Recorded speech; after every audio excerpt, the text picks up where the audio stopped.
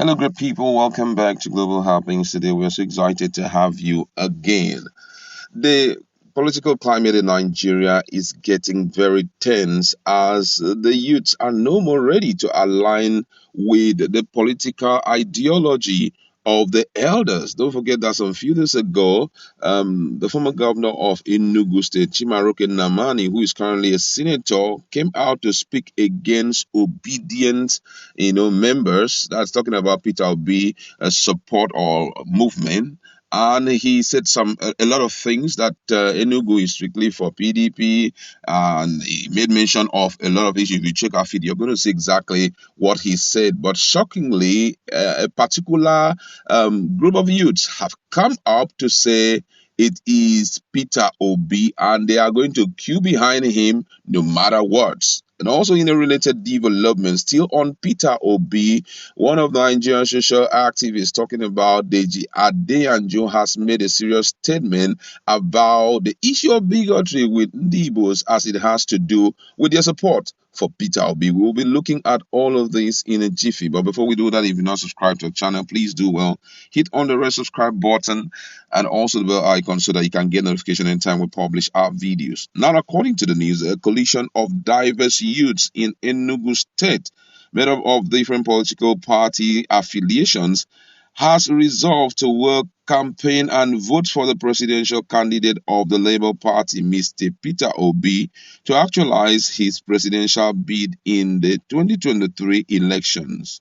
The youths, under the aegis of Enugu Youths Ambassador of Peace and Development (EYAPD), in a communique after its leadership and membership meeting in Enugu, said that Obi, with mathematical accuracy, falls within the bracket and possesses all the attributes we need in the man that will salvage Nigeria, change the narrative, and introduce to us all the values of modern democracy and its dividends. This is owing to the obvious fact that Peter Obi has always tried to introduce hygiene into Nigerian politics, and his record remains unparalleled. The group said it in a statement signed by its coordinator, Anthony Okenwa, and secretary Chidiebere Udoji. In resolving to adopt Peter Obi for the 2023 presidency, the coalition said the option or the abduction covers only the person of Mr. Peter Obi as an aspirant and not the Labour Party. It means that we will be working for Peter Obi alone and not for other aspirants under the umbrella of the Labour Party.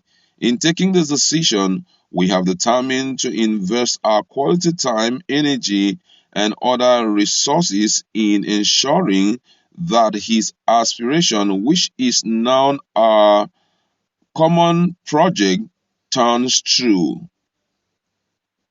We unanimously agree that Nigeria needs a president with a brain in his head, a creative, productive, responsible, and responsive president who understands and will identify with the needs of the country and its citizens. We need a president with moral content and not a morally bankrupt person. We need a president who will combat corruption sincerely and give security first class attention. We need an ideal president who is viable and mentally sound. And in a related development, Deji Adeyanju, who is a social activist, has made some very strong statement about the attitude of the Ndibos against the Peter Obi, and also their attitude of blackmailing Southeast political leaders not to speak against Peter Obi. According to his tweet, Comrade Deji Adeyanju said that obedience are blackmailing Southeast political leaders from speaking against Obi. They intentionally spread fake news about or against politicians in the zone, which makes them deny it. It reminds me of when Buhari was seen as a northern agenda and northern politicians were afraid to speak up against him. Obi is the new supreme leader, like the way some people once projected Buhari as the king in the north. This strategy is counterproductive because Southeast can't afford to play this kind of politics. He went further again to speak on the attitude of the youth in respect to supporting Peter Obi. According to him, he said, and I quote, he said, less than 40% of my Yoruba friends are supporting Tinubu, 90% of my Igbo friends are supporting Obi, and they are emotional about it. When I tell them they are going about it the wrong way and should allow people from the other zone to carry the project on their head, they get angry.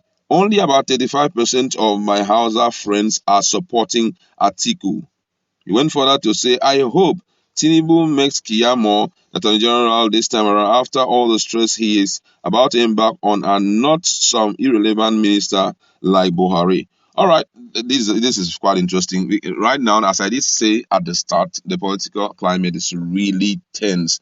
And much of the talk and the Bwahaha we are seeing revolves around just one man, and that is Peter Obi, because he is like the savior, is like the person who is standing in the middle and which Nigerians want to are doing everything within their power to see him come in. Now, some few days ago, we heard of what Sen.Nnamani, the senator in Enugu State, had said about obedience and all of that, that they are not playing any games. It is the turn of PDP. He said a lot of things. But right now, the youths are about to change the narrative. We've been listening, to elders for too long. And unfortunately, there's this belief we need to carry in our mind. And that belief is that a corrupt youth will one day become a corrupt leader. And when a corrupt youth becomes a corrupt leader, it is ideal for us to have that understanding and not to pay too much attention to such people. Because for most people, what matters the greatest for them is their pocket. And that's why we are seeing a lot of change. Nigerians are no more ready, to listen to corrupt politicians talk again. They are no more ready to follow their ideology. Someone once said that if you spare the rod, you even will spoil the big babies, the big child.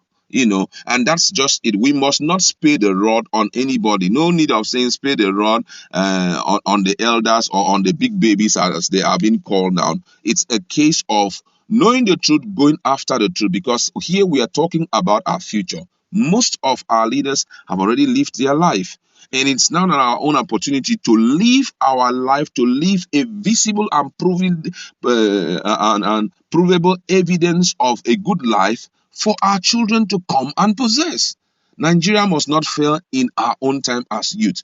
And that's why I'm still supporting and I'll continue to support people to vote for exactly what Peter Obi said, which is competence and quality, experience and track record. That is the most important thing. For example, there's a lot of issues surrounding Bola Ahmed Tinubu and Peter Obi and the likes. Now, there is nobody that can come out to say that Bola Ahmed Tinubu cannot lead Nigeria based on his experience. But the problem is competence. Right now, health-wise, there is no way Bola Ahmed Tinubu can function effectively. I normally say this thing: if you feel that this person is good enough to lead the country, he may have all the qualities that you need, but unfortunately, health-wise, he is not good for us. How would Nigerians feel? Let's be real.